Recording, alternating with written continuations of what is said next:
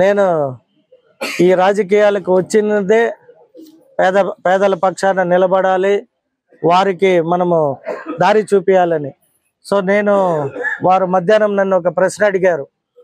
అటవీ ప్రాంత భూములన్నిటినీ ఆక్రమించుకొని ఫామ్ హౌస్లు కట్టారు సార్, వాటిపైన మీ ఒక వివరణ అని అడిగారు.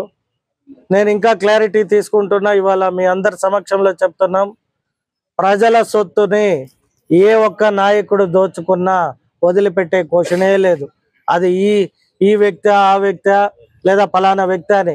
నిన్న మొన్న మనం టీవీలో చూసినట్టు ఆధారాలతో సహా ఫామ్ హౌస్ కట్టుకొని ఉండి దానికి రోడ్లు వేసుకోండే విధానాలు అనేక చూసాము మాధ్యమాల్లో.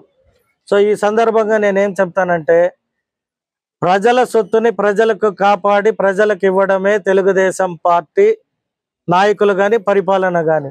మరీ ముఖ్యంగా నారా చంద్రబాబు నాయుడు గారు చెప్పిన విధంగా ఈ రాష్ట్ర ఖనిజ సంపద కానీ, అటవీ సంపద కానీ, లేదా ప్రజలకు చెందాల్సిన భూములు కానీ, ప్రజలకు చెందాల్సిన అనేక రకాల ఏవైతే ఉన్నాయో వాటన్నిటిని దోపిడీ చేయడమే గత ప్రభుత్వ లక్ష్యం. వాళ్ళు చేసిన ప్రతి దోపిడీని మా ప్రభుత్వం ఆల్రెడీ కలెక్టర్లకు కావచ్చు, ఆర్డీఓలకు కావచ్చు, ఎంఆర్ఓలకు కావచ్చు, జిల్లా స్థాయి నాయకులతో పాటు మా మంత్రులకు కూడా మా ముఖ్యమంత్రి గారు బాధ్యతలు అప్పచెప్పడం జరిగింది. అట్లీస్ట్ వాళ్ళు చేసి ఉండే నేరాలు ఘోరాలు బయటకు తీయాలంటే సమయం పడతా ఉంది. ఎందుకురా అంటే ఆ నేర చరిత్ర ఉన్న పార్టీ అధ్యక్షుడు, ఆ నాయకులందరూ కూడా వారికి ఎక్కడ సందేహం వచ్చినా వాటిని ధ్వంసం చేయడం, లేదా అంటే ఇన్ని సంవత్సరాలుగా మదనపల్లిలో దగ్ధం కాని ఫైల్స్ ని దగ్ధం చేయడం, ఇవన్నీ ఒక కుట్ర కోణం. అంటే ఎవరు చేశారు, ఏం చేశారని అతి త్వరలో ప్రభుత్వం నిర్ణయిస్తుంది. అప్పుడు ఇంకా అనేక విషయాలు కూడా మాట్లాడుకుంటాం. ఏదైతే గత ప్రభుత్వంలో జరిగిన అక్రమాలు, అన్యాయాలను అయితే రానున్న రోజుల్లో ఖచ్చితంగా ప్రజల్లోకి తీసుకెళ్తాం. ప్రజల సొత్తుని రికవరీ చేస్తాం.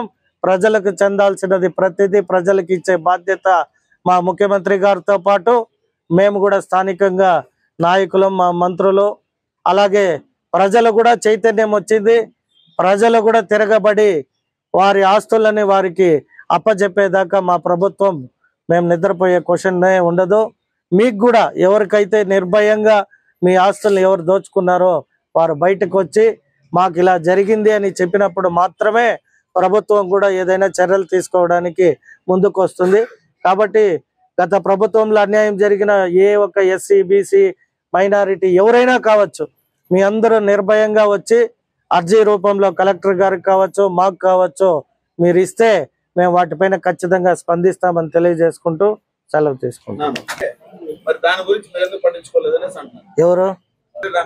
మేము గత మంత్రుల ఆరోపణలు పట్టించుకోము. మేము ఈ రోజు అతను బంగ్లా చూసాము, రోడ్లు చూసాము, అటవీ ప్రాంతంలో ఉందని గుర్తించినాము.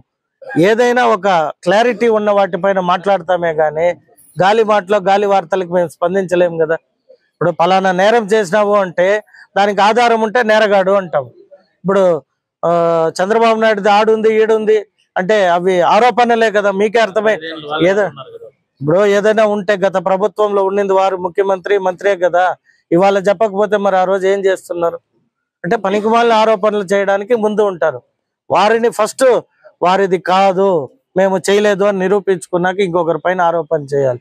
నువ్వు దొంగ అంటే నువ్వు లేదు, నువ్వు దొంగ అనడం అనేది చంద్రబాబు నాయుడు గారు ఎక్కడా చెప్పలేదు. పెదరెడ్డి ఇట్ట చేశాడు, లేదా గత ప్రభుత్వ మంత్రి ఇలా చేశాడు. వచ్చిన ఆధారాల పైన మంచి చెడు అనేది వారు నిరూపించుకోవాలి. అది వారికి ఉన్న విజ్ఞతకు వదిలేస్తాం. మేము వాటిని అంతా మాట్లాడదలుచుకోలేదు. ఎందుకంటే వారికి స్వేచ్ఛ ఉంది, వారు మాట్లాడచ్చు. నిరూపించినప్పుడు మేము మాట్లాడతాం.